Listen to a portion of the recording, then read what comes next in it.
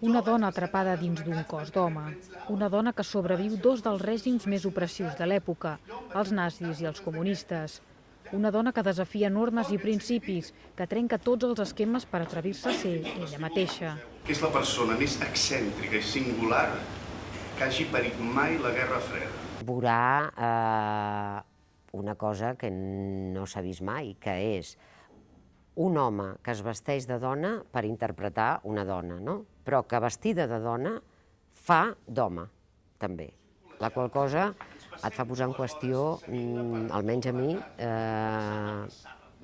de tots els esquemes que tenim, de les grans diferències entre el masculí i el femení, perquè veus que no depèn d'una faldilla i unes mitges o unes sabates. No té res de drag queen, res en absolut. No va gens maquillada, li he comentat això del maquillatge i m'ha dit que no ho necessita. L'alemany Lothar Berfelde, fill d'una família aristòcrata, va ser una de les figures més destacades de l'activisme transsexual.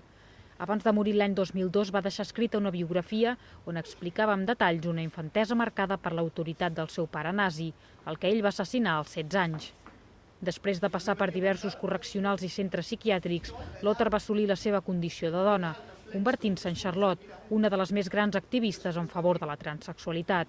Sabies que la naturalesa s'ha atrevit a gastar-nos una broma?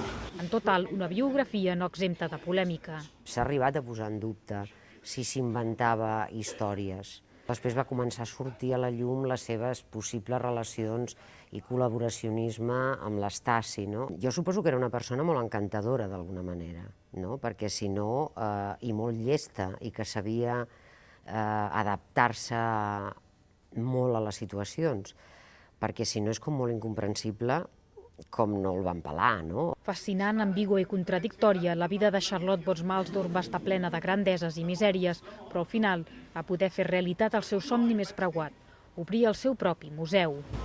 I quants anys tens? 16.